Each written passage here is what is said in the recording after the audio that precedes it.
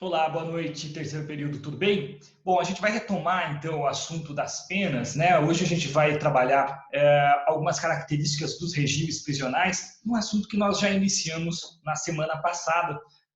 E eu vou começar a trabalhar então com o nosso programinha, torcendo para que ele funcione direitinho, que hoje ele está um pouquinho teimoso, um pouquinho preguiçoso. Bom, vamos abordar aqui, então, o tema prisão, para que a gente possa trabalhar os regimes prisionais previstos no Código Penal e também alguns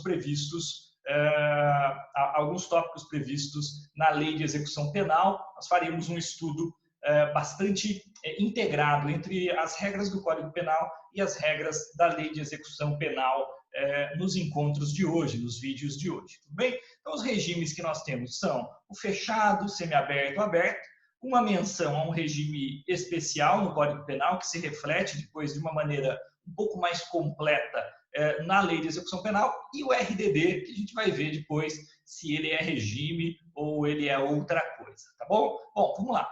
Primeiro abordando o regime fechado, ele tem previsão lá no artigo 34 do Código Penal, e o artigo 34 vai dizer que no regime fechado, o condenado será submetido, já no início do cumprimento da pena, a um exame criminológico de classificação para individualização da execução. Tem mais algumas regras que o artigo 34 também estabelece. Por exemplo, o condenado fica sujeito a trabalho no período diurno e a isolamento durante o repouso noturno. O trabalho será incomum dentro do estabelecimento, na conformidade das aptidões ou ocupações anteriores do condenado, desde que compatíveis com a execução da pena. E no parágrafo 3º vai dizer que o trabalho externo é admissível no regime fechado em serviços ou obras públicas. Bom, chama a atenção a questão do exame criminológico, então eu abri um tópico à parte para a gente abordar isso. O exame criminológico ele tem o objetivo de individualização, como o próprio artigo 34 diz, né? Individualizar a pena. Nós sabemos, até por princípio constitucional, que as penas devem ser individualizadas. E a gente sabe que os fins da pena no direito brasileiro, pelo menos em tese, a nossa pena é uma pena utilitarista que tem, dentre outros propósitos, a ressocialização. A LEP também trabalha a questão do exame criminológico nos artigos 8º e 9º. No artigo 8º, vai dizer a LEP que o condenado ao cumprimento de pena privativa de liberdade em regime fechado será submetido a exame criminológico para a obtenção dos elementos necessários a uma adequada classificação com vistas, olha aí de novo, à individualização da execução. O parágrafo único vai permitir que esse exame criminológico também seja realizado a condenados no regime semiaberto, mas a regra é que ele seja aplicado apenas no regime fechado. E o parágrafo 9º vai dar vai estabelecer algumas regras e obrigações ou possibilidades para a comissão que fará o exame criminológico, quais são as providências que esta comissão pode adotar para realizar esse exame criminológico. Tudo bem? Muito bem. Então vamos lá. Uma questão bastante tormentosa, né, bastante interessante em relação a este ingresso do condenado no sistema prisional, no regime fechado, é a menção à coleta do perfil genético. Então, esta possibilidade de coleta do perfil genético, ela entrou na LEP a partir de 2012 e ela teve algumas alterações recentes, bastante recentes, com a lei anticrime. Tudo bem? Então vamos dar uma olhadinha aqui na LEP, como que ela ficou depois exatamente da lei anticrime, tá? Então, o artigo 9º-A, lá da Lei de Execução Penal, vai dizer que os condenados por crime praticado dolosamente, com violência de natureza grave contra a pessoa, ou por qualquer dos crimes previstos no artigo 1º da Lei 8.072/90, serão submetidos obrigatoriamente à identificação do perfil genético mediante extração de DNA por técnica adequada e indolor.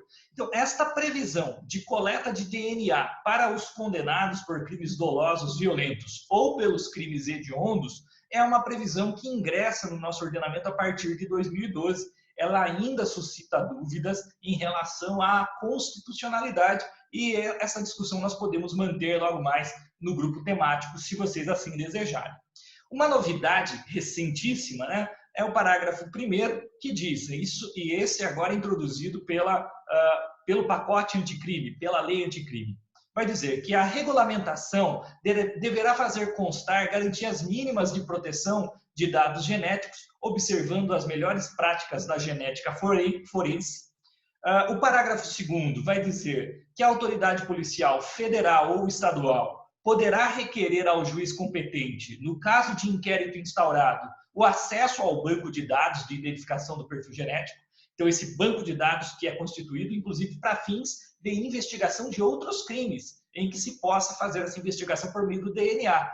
Isso tem bastante aplicação, por exemplo, nos crimes sexuais. O parágrafo 3º diz que deverá, e aqui o parágrafo 3º, novamente, uma introdução da lei anticrime, né? Deve ser viabilizado ao titular de dados genéticos o acesso aos seus dados constantes nos bancos de perfis genéticos, bem como a todos os documentos da cadeia de custódia que gerou esse resultado, de maneira que possa ser contraditado pela defesa. Aqui uma questão mais técnica relacionada à cadeia de custódia, aos procedimentos de armazenamento, coleta e armazenamento desse material genético. O parágrafo 4º diz que o condenado pelos crimes previstos no caput deste artigo, que não tiver sido submetido à identificação do perfil genético por ocasião do ingresso no estabelecimento prisional, deverá ser submetido ao procedimento durante o cumprimento da pena. E o parágrafo 8º, do parágrafo 5º ao 7º, eles foram vetados.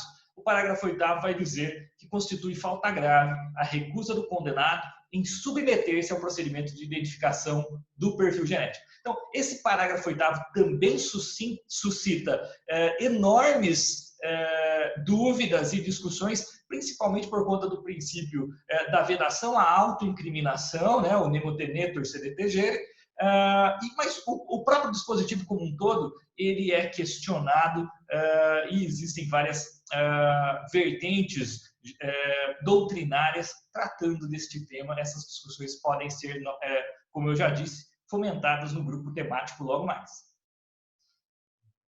Muito bem. A questão do trabalho externo, né? Nós vimos aqui, só um momentinho, nós vimos aqui que no parágrafo 3º está dizendo, né, do 34, o trabalho externo é admissível no regime fechado em serviços ou obras públicas. Então, esse trabalho externo, de acordo com o artigo 37 da Lei de Execução Penal, ele vai dizer assim: a prestação de trabalho externo, a ser autorizada pela direção do estabelecimento, dependerá de aptidão, disciplina e responsabilidade, além do cumprimento mínimo de 1/6 da pena. Tudo bem?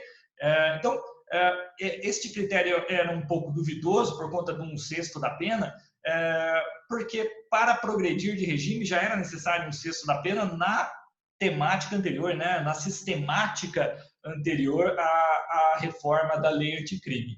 Mas, de qualquer modo, fica esta regra que, para que haja trabalho externo, exterior ao estabelecimento prisional, é necessária a aptidão, dentre outros atributos do reeducando, além do cumprimento mínimo de 1/6 da pena. Muito bem. Então, essas as informações em relação ao regime fechado. Vamos fazer agora algumas análises sobre o regime semiaberto, lá no artigo 35 do Código Penal. Então, o 35 vai dizer assim: aplica-se a norma do artigo 34 deste Código caput ao condenado que inicie o cumprimento da pena em regime aberto. Então, via de regra, o condenado no regime semiaberto está sujeito às mesmas normas do regime fechado. Parágrafo 1º. O condenado fica sujeito a trabalho em comum durante o período diurno em colônia agrícola, industrial ou estabelecimento similar. E no parágrafo 2º, o trabalho externo é admissível, bem como a frequência a cursos supletivos profissionalizantes de instrução de 2º grau ou superior. Então vamos ver agora a questão do trabalho externo aqui no regime semiaberto. Então o trabalho externo é admitido, inclusive, na iniciativa privada, para quem está no regime semiaberto. Nós vimos que no regime fechado só em obras públicas, né?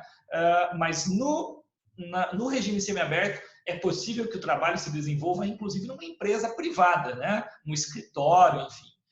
E segundo a jurisprudência do STJ, Aqui não é necessário cumprir um sexto da pena, porque o dispositivo da LEP que trata desta exigência não faz menção ao regime semiaberto, apenas menciona o regime fechado. Tudo bem? Então, estas algumas informações em relação ao regime semiaberto, pontuando algumas diferenças em relação ao regime fechado. Vou finalizar esse vídeo por aqui. Vamos fazer mais alguns vídeos ainda para discutirmos hoje. Fiquem bem, até daqui a pouco.